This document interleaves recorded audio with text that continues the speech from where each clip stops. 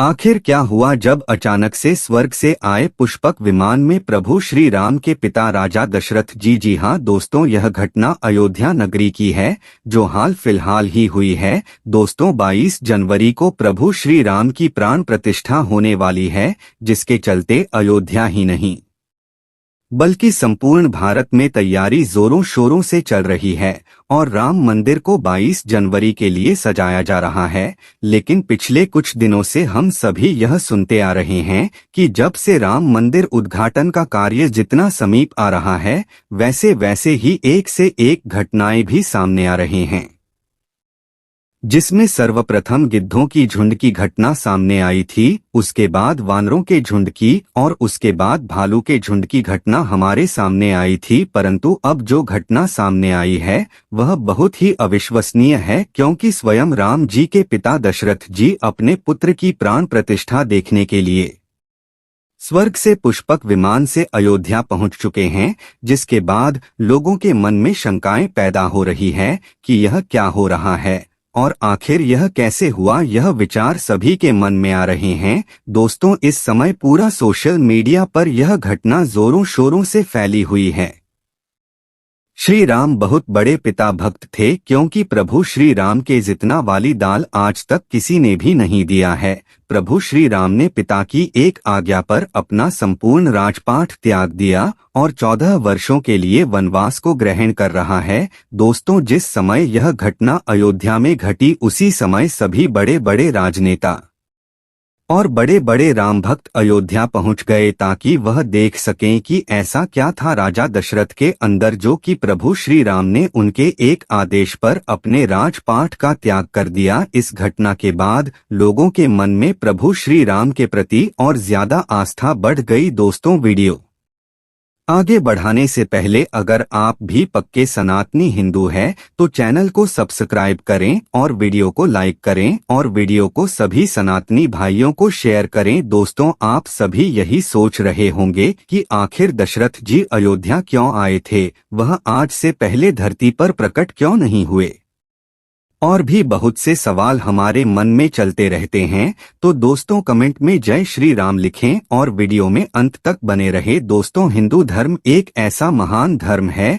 जिसमें कई महाकाव्य और धार्मिक कथाएं उपस्थित है। कई सारे ग्रंथ इस बात का प्रमाण देते हैं कि विभिन्न युगों में दैवी शक्तियों ने अवतार लेकर पृथ्वी को पाप मुक्त किया है और उन्हीं पौराणिक ग्रंथों में सिद्धाशी मुनियों और दैवी पात्रों के द्वारा कई पात्रों को दिए गए शाप का भी वर्णन किया गया है। श्रवण कुमार के अंधे माता पिता और राजा दशरथ की कथा तो आपने सुनी ही होगी। श्रवण कुमार अपने दृष्टिहीन माता पिता की प्यास बुझाने के लिए जब श्रवण कुमार नदी पर पानी भरने जाते हैं, तभी राजा दशरथ को ऐसा लगता है कि नदी पर कोई हिंसक प्राणी जल पीने आया है। वे उसी वक्त बिना देखे शब्द भेदी बाण छोड़ देते हैं। बाण सीधा श्रवण कुमार की छाती भेद जाता है और वह जोर से चीख पड़ते हैं। उनकी आवाज सुनकर दशरथ भी नदी की ओर दौड़ पड़े रहते हैं। वहां श्रवण कुमार अपनी मृत्यु से लड़ रहे होते हैं। दशरथ उनका हाथ पकड़ क्षमा मांगने लगते हैं। मृत्यु से पहले श्रवण कुमार दशरथ से कहते हैं, मेरे दृष्टिहीन माता पिता प्यासे हैं, उन्हें यह जल पिला देना। इतना कहकर श्रवण कुमार अपना देह त्याग देते हैं। राजा दशरथ श्रवण कुमार के पिता आशीष शांतनु और माता देवी ज्ञानवती को सारी बात दुख और शोक के साथ कांपते हुए सुनाते हैं। अपने इकलौते बुढ़ापे के सहारे और जीवन से भी प्रिय पुत्र की मौत की खबर सुनकर देवी ज्ञान बुद्धि उसी वक्त परलोक सिधार जाती है।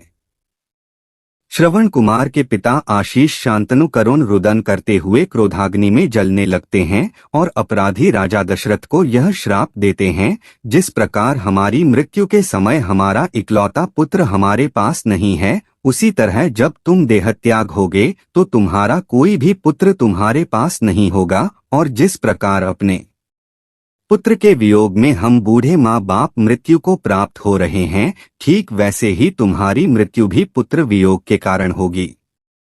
श्राप देने के पश्चात तुरंत ही सी शांतनु भी देह त्याग कर देते हैं और जैसा कि हम सब जानते हैं, भविष्य में राजा दशरथ अपने लाडले पुत्र राम के वनवास के समय मृत्यु को प्राप्त होते हैं। उस समय लक्ष्मण भी राम के साथ वन में होते हैं तथा भरत और शत्रुघ्न अपने मामा के वहां गए होते हैं। इस प्रकार आशीष शांतनु का शाम सत्य साबित होता है। दोस्तों, ऐसे ही रामायण से जुड़ी एक कथा प्रचलित है जो कि राजा दशरथ के मुकुट से जुड़ी है। इससे जुड़ी कथा के अनुसार राजा दशरथ अक्सर जब जंगल में भ्रमण करते थे तो अपनी पत्नी कैकेयी को भी साथ ही लेकर जाते थे, इसलिए कई बार युद्ध के दौरान कई राजा दशरथ के साथ होती थी।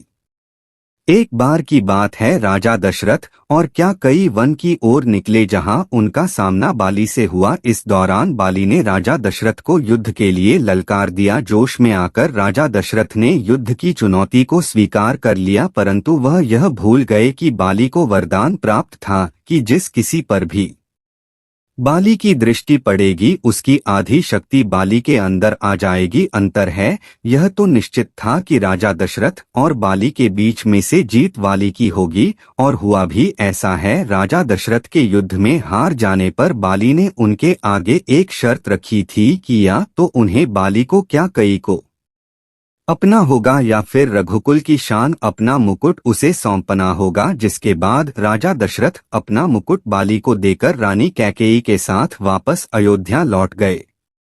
परंतु रानी कैकेयी इस बात से अत्यंत दुखी थी। उन्हें हर दिन राजा दशरथ के मुकुट की चिंता सताने लगी। वह दिन रात उसकी वापसी की चिंता में रहने लगी। मान्यताओं के अनुसार जब श्री राम के राजतिलक का समय आया तब दशरथ जी और क्या कई के बीच मुकुट को लेकर चर्चा हुई, क्योंकि यह बात केवल यही दोनों जानते थे। कहा जाता है कि कैकेयी ने रघुकुल की शान को वापस लाने के लिए ही श्री राम को वनवास भेजने का कलंक अपने माथे लिया था। पौराणिक मान्यताओं के अनुसार उन्होंने श्री राम को वनवास भेजने से पहले कहा था कि बाली से मुकुट वापस लेकर आना। मित्रों, एक यह भी कारण था प्रभु श्री राम को वनवास भेजने का। मित्रों, आने वाली 22 जनवरी हरेक सनातनी भाइयों के लिए बहुत बड़ी जीत है, क्योंकि प्रभु श्री राम को 500 सालों बाद एक बार फिर से अयोध्या में प्राण प्रतिष्ठा के लिए लाया जा रहा है। तो इसे आप सब मिलकर दिवाली की तरह मनाएं। धन्यवाद मित्रों, जय श्री राम।